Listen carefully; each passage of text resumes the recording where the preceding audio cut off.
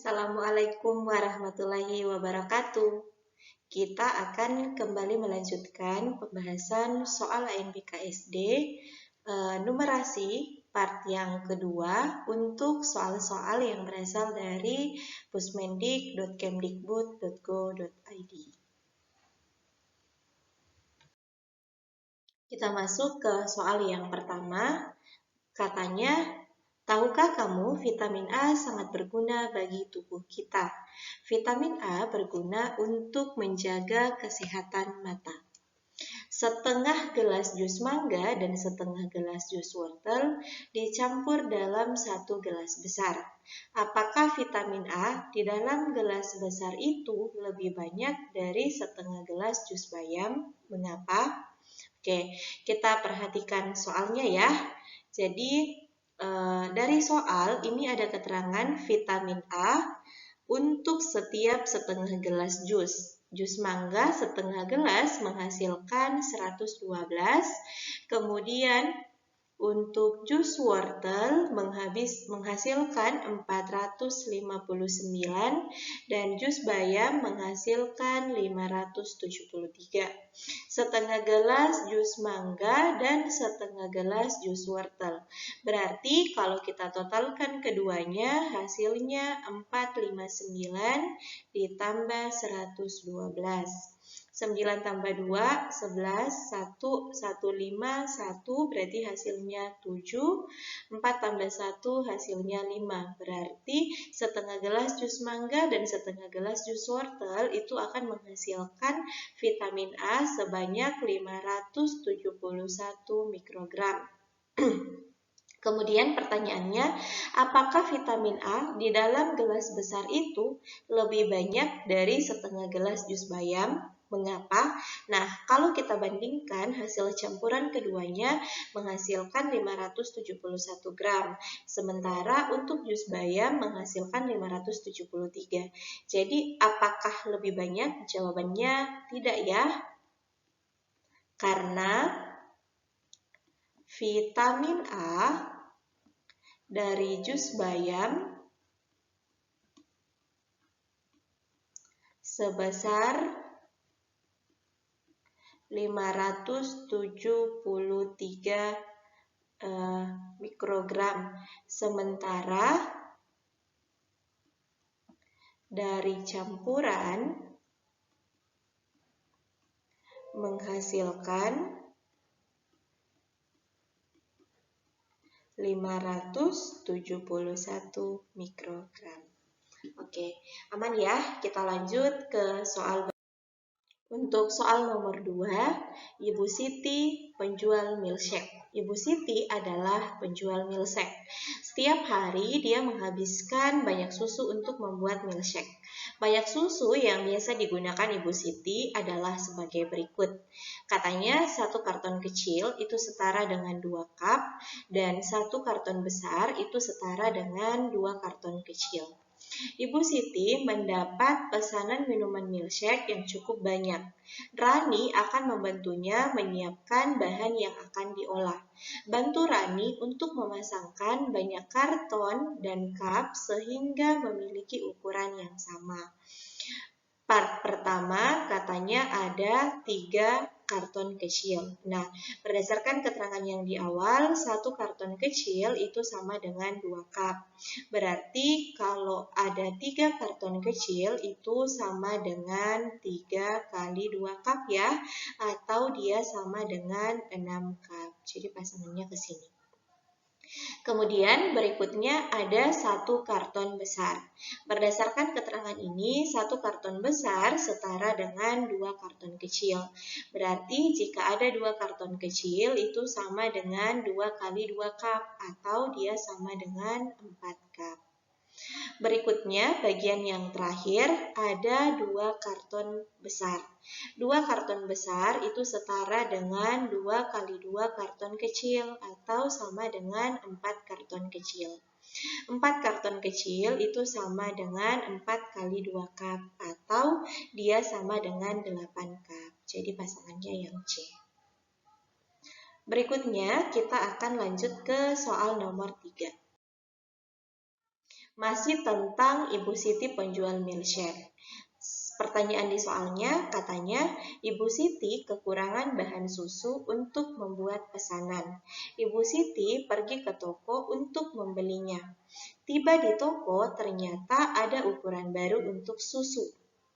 Ibu Siti membeli susu dengan kemasan 1 galon dan 2 karton kecil. Lalu ada pembeli lain yang membeli susu dengan kemasan 3 karton besar dan 2 karton kecil. Siapakah yang membeli susu paling banyak? Ibu Siti atau pembeli lain? Mengapa? Kita cek ya. Katanya Ibu Siti membeli susu dengan kemasan 1 galon dan 2 karton kecil. Kita cek 1 galon itu setara dengan 4 karton besar. Berarti jika 1 galon, kita bisa menuliskan bahwa 1 galon itu sama dengan 4 dikali 2 karton kecil dikali 1 karton kecil kan isinya 2 Kak, berarti dikali 2. 4 kali 2, 8 kali 2, 16. Berarti 1 galon itu setara dengan 16 cup. 2 karton kecil itu berarti 2 kali 2, berarti sama dengan 4 cup.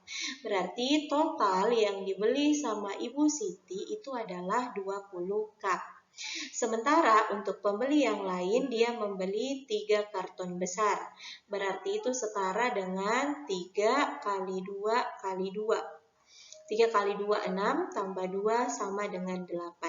Dan 2 karton kecil, berarti 2 kali 2 sama dengan 4. Jika ditotal, 4 tambah 8, hasilnya 12 cup. Nah, pertanyaan soalnya, siapakah yang membeli susu paling banyak, Ibu Siti atau pembeli lain? Mengapa? Nah, yang membeli paling banyak itu jawabannya adalah Ibu Siti. Karena beliau membeli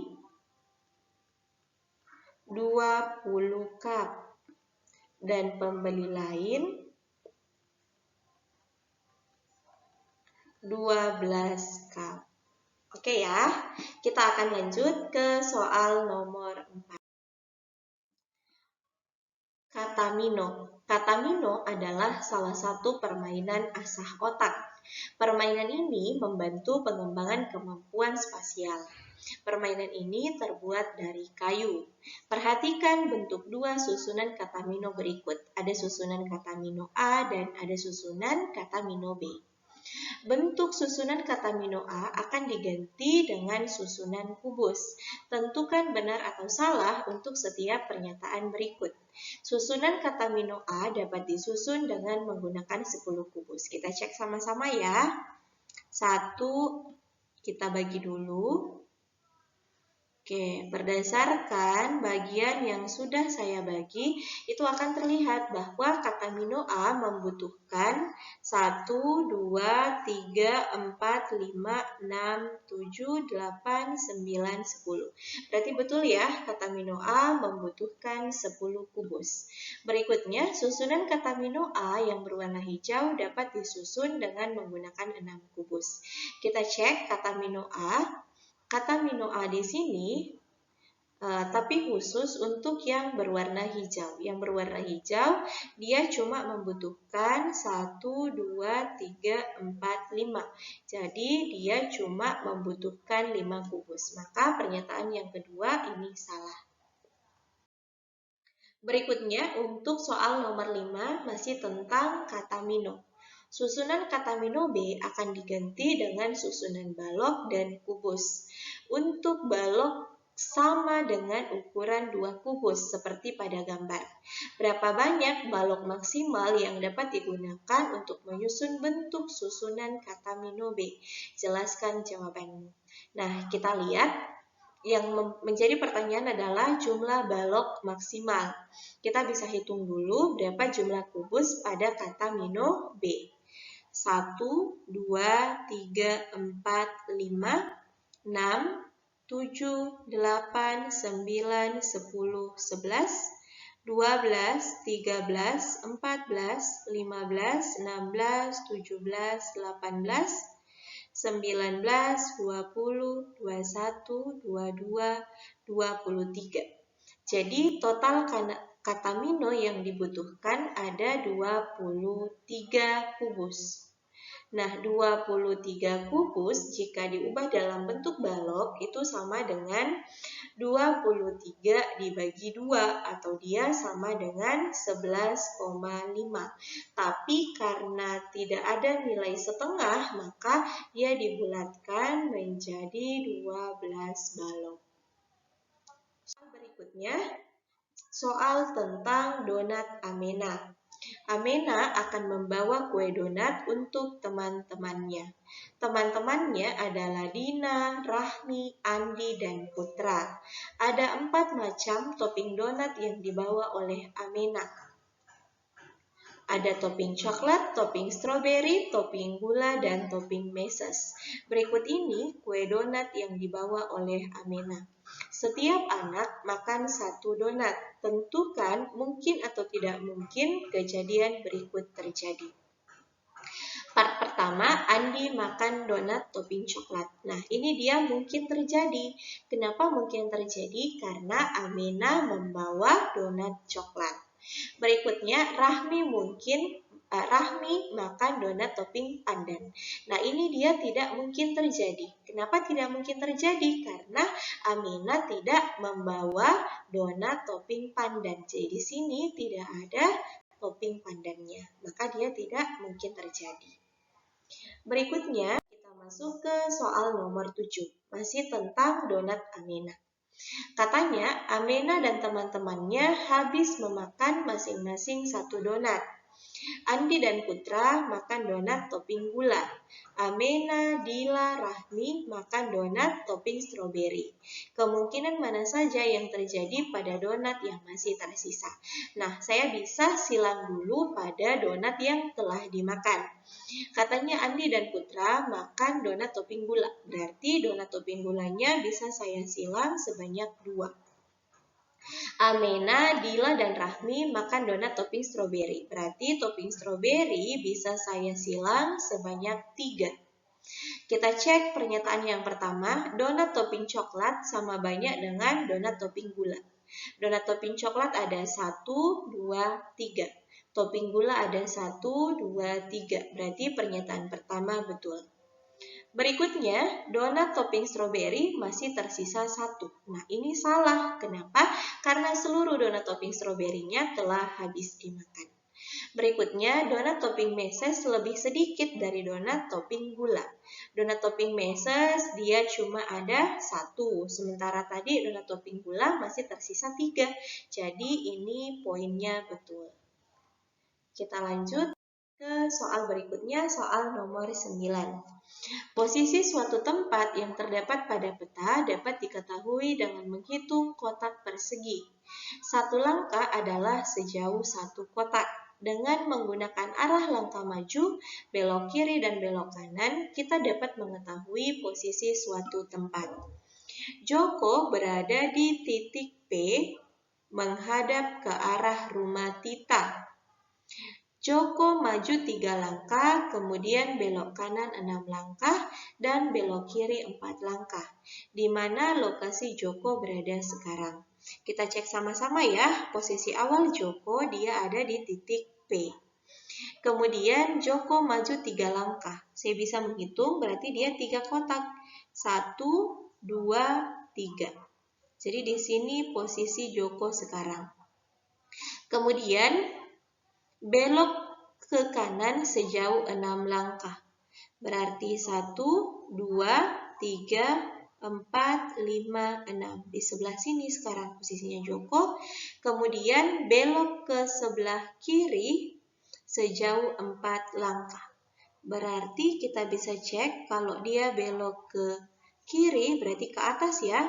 1, 2, 3, 4. Maka posisi terakhirnya dia berada di sebelah sini atau dia berada di perpustakaan.